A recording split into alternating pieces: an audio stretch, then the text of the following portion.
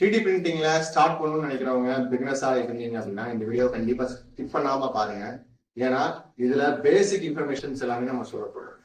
So 3D printing start பண்றதை பத்தி உங்களுக்கு ஐடியா இருந்துச்சு அப்படின்னா, நீங்க ஒரு மிஷின் வாங்குறீங்க அப்படின்னா, நீங்க ஃபர்ஸ்ட் நாங்க சஜஸ்ட் பண்றது வந்து என்ன அப்படின்னா, ஒரு பேஸான ஒரு மிஷின் வாங்கணும். அதாவது நம்ம என்டர் 3 மாதிரி இல்ல அப்படின்னா நெப்டியூன், அதாவது எலிகோ நெப்டியூன் 3 இந்த ரெண்டு மாடல் நான் சஜஸ்ட் பண்றேன். இந்த மாடல் வந்து பேஸ் மாடல் வந்து பாத்தீங்கன்னா ஒரு 15,000 ரூபாய் அந்த ரேஞ்ச் வரும். அண்ட் நெப்டியூன் 3 வந்து பாத்தீங்கன்னா 20,000 ரூபாய் வரும். இது வாங்கினதுக்கு அப்புறமாக நிறைய விஷயங்களை நீங்க தெரிஞ்சுக்கணும். அதுக்காக தான் 3D பிரிண்டிங்ல பேசிக் இருந்து ஆரம்பிங்க. அது உங்களுக்கு செட் ஆகுதா அப்படின்றத ஃபர்ஸ்ட் நீங்க பார்க்கணும். ஏன்னா 3D பிரிண்டிங் எல்லாத்துக்கும் ஒர்க் அவுட் ஆகுமா, அந்த ஸ்ட்ரெஸ் நீங்க தாங்குவீங்களான்றதே பெரிய விஷயம். இந்த 3D பிரிண்டிங் ஏன் ஸ்ட்ரெஸ் அப்படின்னு நான் சொல்றேன்னா, இதுல வரக்கூடிய பிரச்சனைகளை அவ்வளவு ஈஸியா சால்வ் பண்ண முடியாது.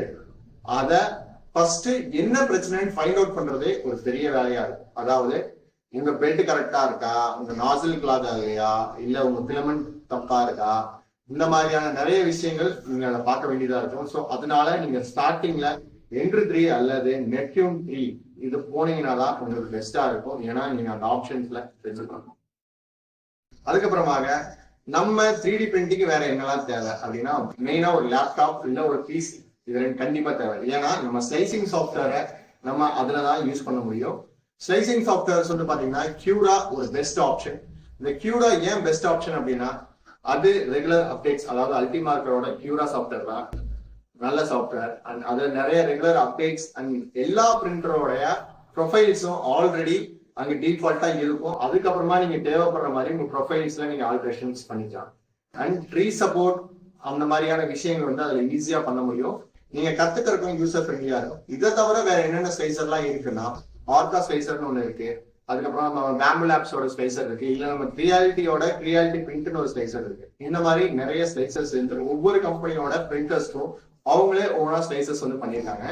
இதுல பேம்பு லேப் ஸ்லைசர் தான் இருக்கிறது டாப் எண்ட் மாடல். ஆனா அதுல நம்ம நினைக்கிற நம்ம வாங்கியிருக்க மற்ற கம்பெனிஸோட ப்ரொஃபைல்ஸ் கிடைக்குமா அப்படின்னா அது ரொம்ப கஷ்டம். அந்த ப்ரொஃபைல்ஸ் நம்ம கிடைக்கிறது அண்ட் அதை வச்சு நம்ம மிஷினுக்கு கம்ப்ளீட்டபிளா இருக்கும் அப்படின்னா அது ரொம்ப கஷ்டமான விஷயம். 3D பிரிண்டிங் அப்படின்றது சாஃப்ட்வேர் பிளஸ் ஹார்ட்வேர், இது ரெண்டையுமே நீங்க சைமல்டேனியஸா கத்துக்கிற மாதிரி இருக்கும்.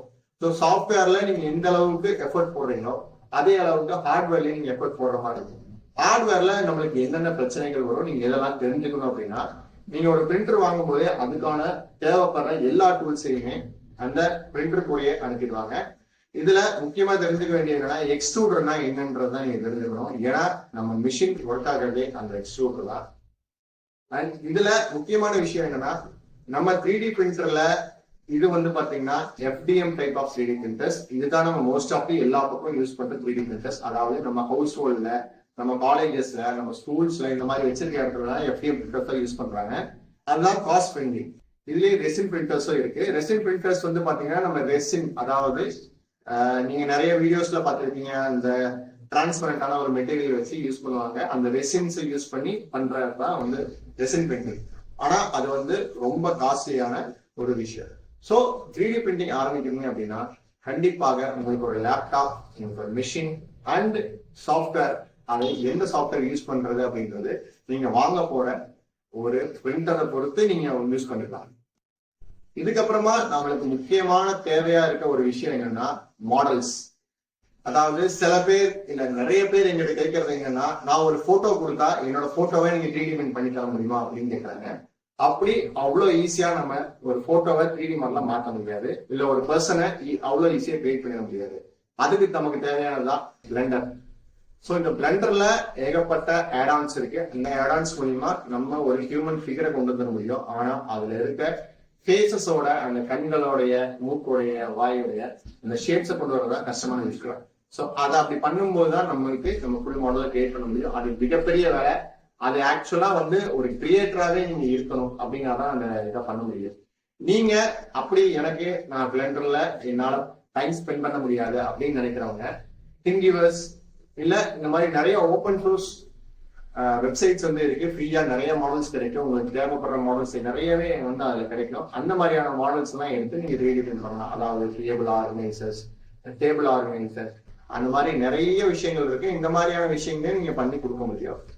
ஸோ அடுத்த வீடியோல நாங்க என்னென்ன வெப்சைட்ஸ் எல்லாம் இருக்கு, நீங்க 3D பிரிண்ட் மாடல்ஸ் எல்லாம் பார்க்கணும் அப்படின்னா என்னென்ன வெப்சைட்ஸ் எல்லாம் இருக்கு அப்படின்றத உங்களுக்கு நாங்க சொல்றோம். அது என்னென்ன மாடல்ஸ் எல்லாம் எடுத்து நீங்க பண்ணலாம்.